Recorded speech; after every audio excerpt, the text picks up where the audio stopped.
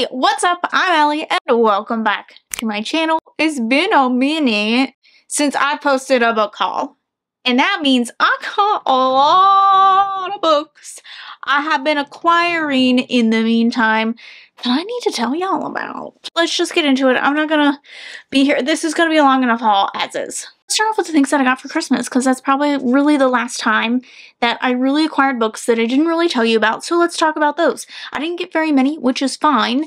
I got The Other Terrors, and this is an anthology, and it's a bunch of horror tales, and I do believe it's from BIPOC authors, like different myths and origins and whatnot, and I love short story collections and I love horror, so it's checking all the boxes for me. Plus, it's gorgeous.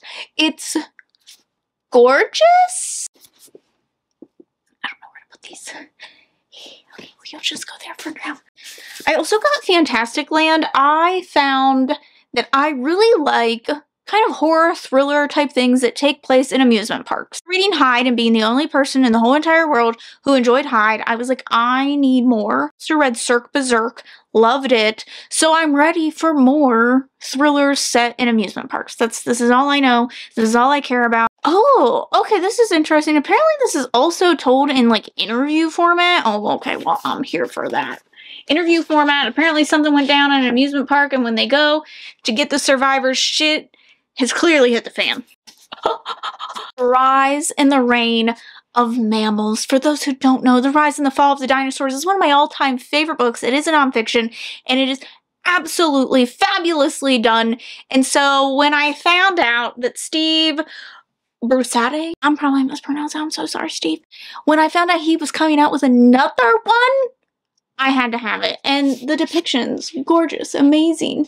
What I really, really love about the way, at least The Rise and the Fall of the Dinosaurs was done, is that obviously you get the history of like dinosaurs and that fun science stuff, but also Steve had sprinkled in like bits and pieces of like his work in his life in the moment as well, so you really got to know him, but you also got to know the work and like how those things end up connecting, and I really, really enjoyed it. And so I had to have this, plus I just love the way these look. Book boxes. I got book boxes. Just ignore me. One of the things that I got was the last tale of The Flower Bride, and I do believe this was a Fairy Loot. I can't remember if this was in a monthly YA box or if this was an adult. I don't know. Anyway, stunning, gorgeous, amazing. Look at this. Isn't she lovely? I'm not 100% sure. This is about like a marriage, and like the whole thing about their marriage is that like he will never pry into her past, but they have to return to like her childhood home, which is called like the House of Dreams or something like that, something mystical and magical.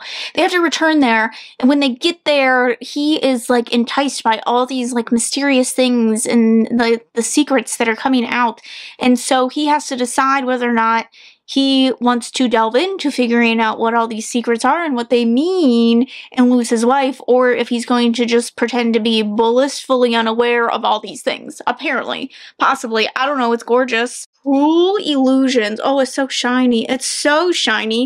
Beautiful, beautiful pages, which I'm obsessed with. Does not like vampires. She doesn't like them, and she is on a road to revenge or vengeance or something, and she comes across this carnival, and she's like, something supernatural is happening here. And she...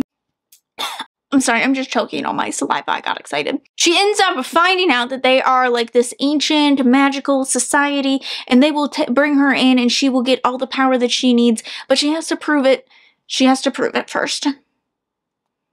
I just can't get over how beautiful and shiny it is. Anyway, I also got What Lies in the Woods. This was my book of the month pick last month, and this is about like a group of friends who, as kids, they were in the woods. That's saying a lot. Basically, they were kids in the woods, and then one of them is attacked, and they end up putting away a murderer, a serial killer.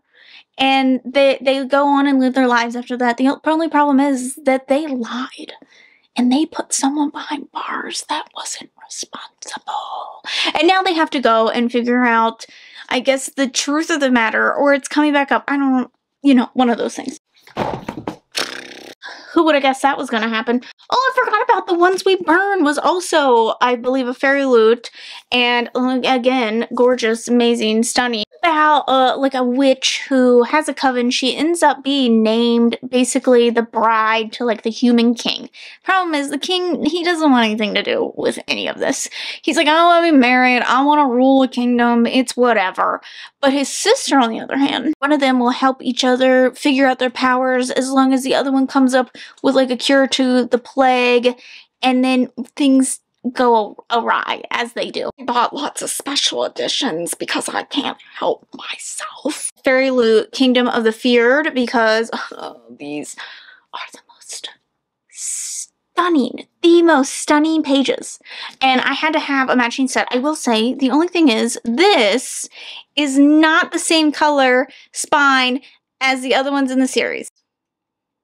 It's purple. The other ones are black. I don't know why this decision was made. It's fine. It's whatever. It's still gorgeous. I live for the purple and black scheme. The Kingdom, this is the last in the Kingdom of the Wicked trilogy, and basically it is about a girl. Her sister is brutally murdered, and they find out that a bunch of other witches are also being murdered, and their hearts are being stolen, and so she wants to get revenge for her twin sister, and she ends up summoning what she thinks is a demon, but is actually a prince of hell. And he also has an interest in figuring out about these murders, so they end up trying to work together. But that's very romantic tension between the two of them. This is the Barnes & Noble edition of Hellbent. I did also get a normal one from Book of the Month, but I think that this is a Barnes & Noble. I did the sticker. Ruined it. Just, I enjoy the burgundy on this one. And yeah, so this is the sequel to Ninth House, which is a dark academia, murder mystery, ghostly, necromancy type of story. We follow Alex Stern, who has nearly died. She has lived kind of an unsavory life up to this point, but she basically gets pulled into because she can see ghosts, she gets pulled into the secret society at this prestige university. And then when she's there, she realizes there's a murder and something is weird about it. Something is weird about it, and she is going to figure it out because they're just kind of trying to cover something up. Something's not right. So I love this series. I know a lot of people didn't like this one. They're wrong. It's fine. Weirdly, on a same burgundy theme, we have the Atlas Paradox. I don't remember if this was also a Fairy Loot or if this was a Lumicrate, or if it was Lit Joy. I don't know. One of them. This is the sequel to Atlas 6. I haven't really read Atlas 6. I think it is also dark academia. It's like 7 people, I think, it pulled in to be in the secret society, but they have to go through these like trials in order to make it into the secret society. I'm gonna be honest, I don't know. I kind of want to go into it not knowing anything. Barnes & Noble edition of Chain of Gold. Now, I have not been a Cassandra Clare girly in a hot minute, but when I saw this, I mean, come on, it's just a piece of art in and of itself. Have I read this series? No. Do I plan on reading? I don't know. I have no clue. This is the Barnes & Noble Chain of Gold. I don't know what the rest of the series looks like, but I saw this one, I'm like, put it on my shelves. It's gorgeous. It's gorgeous. I'm in love with it. It's a really great, I think, just display book, honestly. So I'll have to see what the other ones end up looking like, or if they're already out. I don't even know. I didn't even look. This was on sale. That's also why I got it. It was on sale. So I believe this book is out in the US yet, which is really sad because I've been seeing really good reviews coming in for it, and that is God Killer. This is, hands down, one of the most gorgeous books I have ever seen. Just saying. Just saying.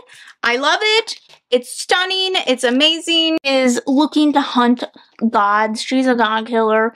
But she comes across a god that she cannot kill because it has, like, attached itself to a noble.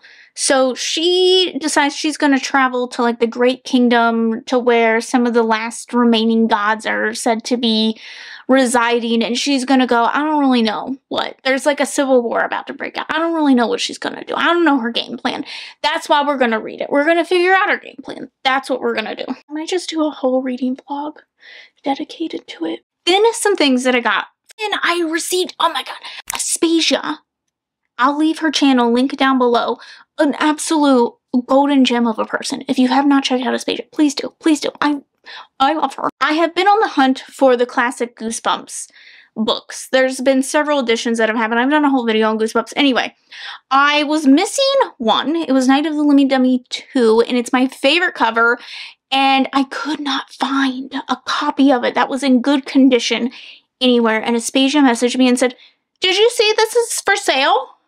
And I was like, oh. So anyway, I ended up finding, in the most perfect condition, Night of the Living Dummy 2. Slappy is iconic. These colors are iconic. This is one of my all-time favorite covers of Goosebumps, but also, like, in general, these colors. I'm in love. I'm obsessed.